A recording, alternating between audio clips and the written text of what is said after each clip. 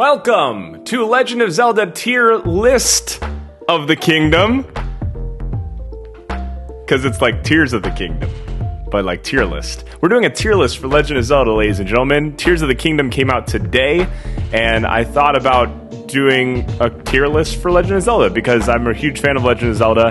I haven't played all of the games. In fact, it looks like I've played like half of the games, but I'm still a really big fan of the lore, the story. It's one of my favorite Nintendo franchises and video game franchises of all time.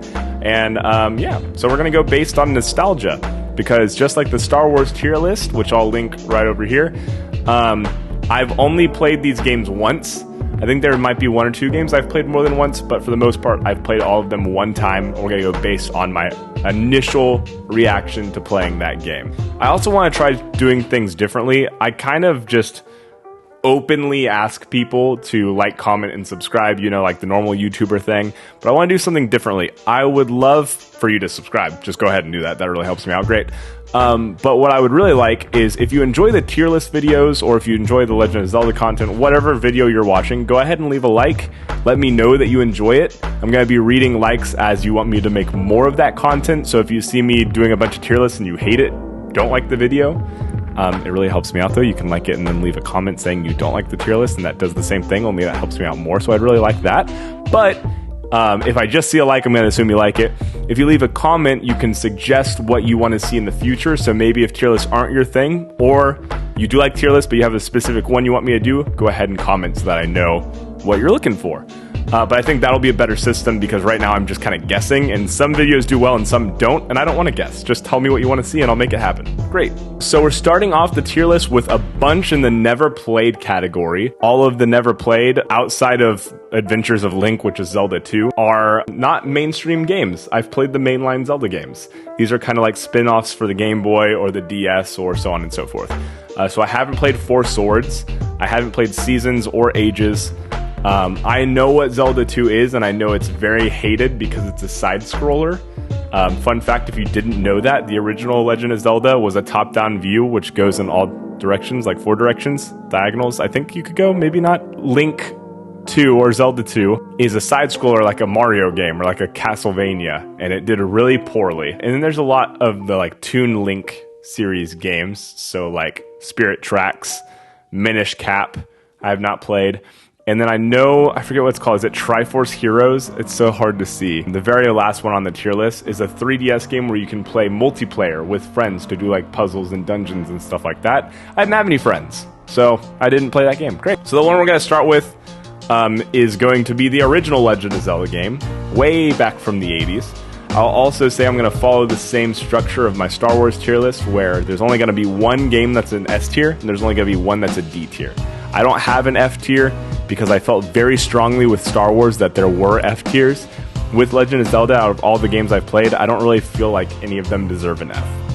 That's just my personal opinion. You can have your own. Basically, look at the D tier as an F tier. So the original Legend of Zelda, I mean, it started it all, is fairly open world, and they've made a lot of games in that similar structure since then, so obviously it was very successful. When I played it, it was a little confusing exactly where to start. I would say overall, I'd give this game a solid B. I was gonna give it a C tier, but I feel like that's too low, now that I'm remembering what D tier is. So let's go ahead and whoop, we're gonna go right up onto B. That sounds good. Skyward Sword. When Skyward Sword came out, I was so hyped for this game. It looked beautiful. The art style is amazing. I played it to full completion. I'm not gonna lie to you. I did everything you could do in this game, and I'm pretty sure I beat it twice, and I helped a friend who was struggling playing it. I helped them beat the entire game. Yeah, and so for that reason, I'm gonna give this a D tier because this game sucks. Things they did with the motion control were really cool. How the way you held the Wii remote is how he held the sword. I thought that was awesome. It was so infuriating because they had not cracked the code on how to use that specific like motion capture. And so there's a lot of boss battles where the gimmick is that you have to slice in a very like precise motion, otherwise they'll block it. And it was so incredibly frustratingly hard to do it the way it wanted it to. It was just a broken game. It just did not work. Essentially, think Breath of the Wild. That's what everyone thought this game was going to be because it was a wide open world you were supposed to be able to explore in the skies. You were supposed to be able to drop down from the sky into the land, but it wasn't seamless when it launched, which everyone was surprised by. You could not just go from land to sky. It was a cutscene between the two. There was like actual transitions. You couldn't just like do what you could in Breath of the Wild and explore everything. And the sky was so empty. There was nothing to do. I still think it's fine. I don't think it's an F, and the art style is beautiful. We'll give it that. Twilight Princess, the game that started it all for me. I played so many Zelda games before Twilight Princess. I was a little brother who had two older brothers who played the Zelda games, and I kind of watched. So I watched a lot of Majora's Mask and Ocarina of Time and things like that. Twilight Princess was the first game where I was able to like kind of take the reins. It was right when the Wii came out. The Wii was the greatest thing in the world at the time, and it was like a really dark, gritty Legend of Zelda, and I was in middle school, so like that kind of gritty, angsty like spoke to me. I had a lot of fun. I will say I've gone back and played it since, and I've watched it since. This game is hot garbage. It really did not age well, but for the time, this is a straight up A tier for me. I'd say now it'd probably be a C tier. A tier for when I played it. A Link Between Worlds, which is very, very, very similar to Link to the Past. It's like I think they just completely reskinned the game, but Link to the Past, you go back and forth between the past and the future, I believe, present, maybe, past and present. I believe, don't quote me on that, I might be wrong. Link Between Worlds, you go between Hyrule and Lowrule, which is like the alternate dimension Hyrule, filled with evil. This game was great. I did not beat it. I will be completely transparent. I did get very far. I did have a lot of fun with it. I thought it was really cool. I think this is a solid B tier.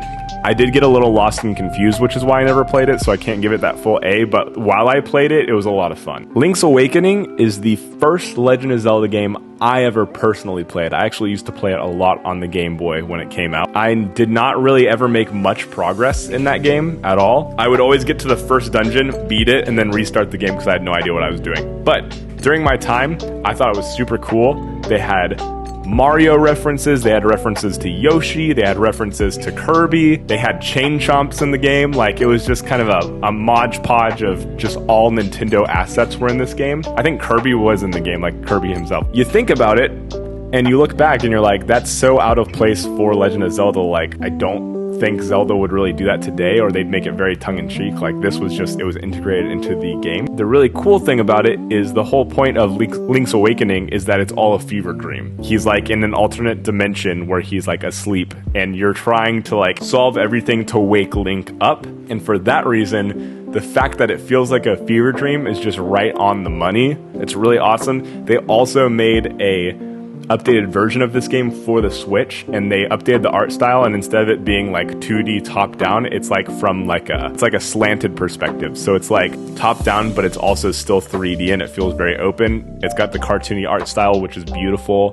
It's just a fun game. I don't think I would have picked up Twilight Princess if it wasn't for this and the N64 Zeldas. You know what? No, I'll go A tier. I was gonna go B tier, but out of all of the 2D Zelda games, it's my favorite, so I will put it up there. Phantom Hourglass. This game was for the DS. It's somewhat reminiscent of Wind Waker because you do ride on the ship, and it's the same Link and all those things. I'm gonna be honest, I played this game, I really liked it. I could never beat it. I got so stuck so many times playing this game, I just didn't feel like it had a lot of ebb and flow. Also, I could be completely wrong, and maybe I just didn't get that far in the game. It just didn't feel like it had the traditional like dungeons that a normal Legend of Zelda game has.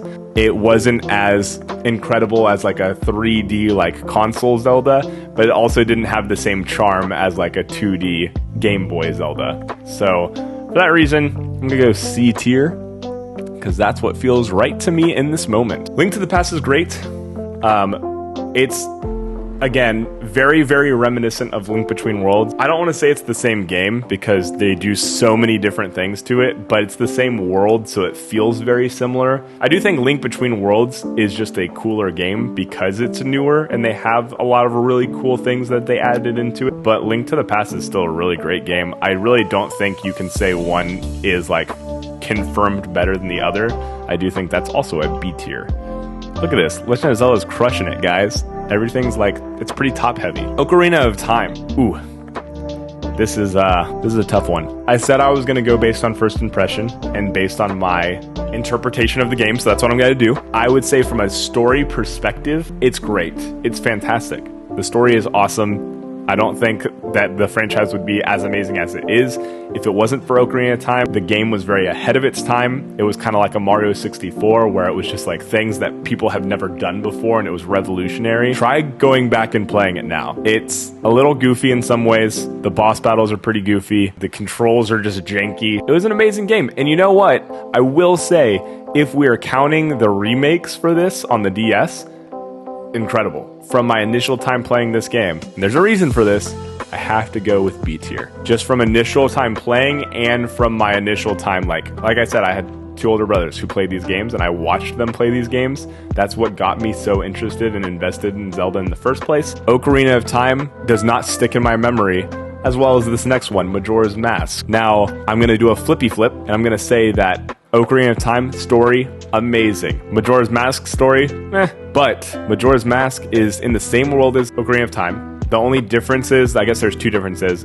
In Ocarina of Time, you can flip back and forth between like future Link and kid Link, so like adult and kid, which is really cool. That's a really awesome concept. Majora's Mask, you put on different masks and it gives you different abilities, which I just thought was so fun. And more than just fun, you could become a Deku. You could become a Zora. You could become a Goron. And being able to transform into the different versions of Link was just like mind-blowing, and still to this day is one of my favorite things in the world. I just love it. Ocarina of Time, you had the different suits. So you had like the fire suit that was heat resistant. You had the blue suit, which was like water resistant. You could swim underwater, but you couldn't just full on become different species of people. And then changing species would change the way people interacted with you. Like, it was just a really cool concept. I also just think the boss battle at the end was just cooler. And there were just some really cool story beats in the game. Based on initial reaction, Legend of Zelda Majora's Mask is an A tier. So for the Wii, we have Twilight Princess. For the Game Boy, we have Link's Awakening. And then we have Legend of Zelda Majora's Mask for the N64. Great. If you know me, if you've been on this channel, you know that Legend of Zelda Breath of the Wild is probably one of, if not my favorite game ever made. This is an easy S tier for me. Easy S tier. This game is just so beautiful. It looks great. It feels great. It delivers on every single promise that Skyward Sword did not live up to. I love that it's really a pick your own adventure. Sure, there's childish beats, the temples. I will say the one critique I had for Breath of the Wild was that they did get rid of temples, which is fine.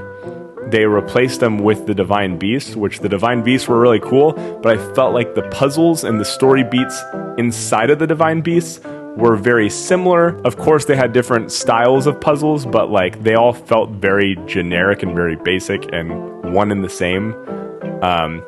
And for that reason, that's like my one big critique. But overall, the gameplay, the story, the side quests, the fact that you can beat the game in 5 minutes or 500 hours is incredible. There's just so much to do in the game. And I think they took something that was so beloved that nobody wanted to mess with, and they messed with it and greatly improved upon it, which I respect. There are other franchises out there, Star Wars, which we talked about. They stick to the same story beats and everything in the movies, and it's not working for them. You want to talk about video games, let's talk about Pokemon, the fact that it's been the same thing since the beginning.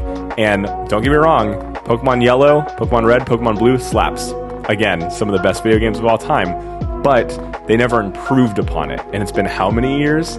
So the fact that Legend of Zelda is just as beloved and they're able to change those story beats, it's just incredible, amazing. I'm interested to see how they improve on this formula in Tears of the Kingdom. Part of me does hope it's the same because I love it so much, but the other part of me hopes they do something different with it because that's what made it so great in the first place, you know? But you think of a video game series like Mario, where all the mainstream Mario games, Mario 64, Mario Sunshine, Mario Galaxy, Mario Odyssey, they're so different. It's the same person, it's the same concept, but the games are so different, and that's why Mario is so beloved. That's why those games work, and I'm glad that Legend of Zelda is getting the same treatment now. Great, I went on that whole tangent, and you're gonna be really disappointed because, plot twist, I have never played Wind Waker. Never played it. When it first came out, Legend of Zelda fans were very split 50-50. Some people really liked Toon Link and thought it was adorable. Some people really hated it and wanted them to stick to the realistic version of Link. I was one of those people. as a child, as a literal child who they were trying to gear the game towards, I preferred the dark nitty-gritty Link over the Toon Link. This game is so beloved, and it's touted as being one of the greatest Zelda games, if not the greatest of all time. I desperately want to go back and play it. I bought it for the Wii, or the Wii U, or whatever it was. Maybe it was the Switch. I had it whenever they did the remake, and I never played it, and I sold it. I'm a terrible human being, and I'm a terrible Zelda fan. Let me know if you think I should play this game, if I should give it a shot. Let me know if you think that I will put it in an A tier. Tell me where you think it lives. Tell me if you think it might overthrow Breath of the Wild for me, though I highly doubt it because I really like wide open games. But this is my tier list. Yeah, woo, yay, awesome. How did it make you feel? Did it upset you?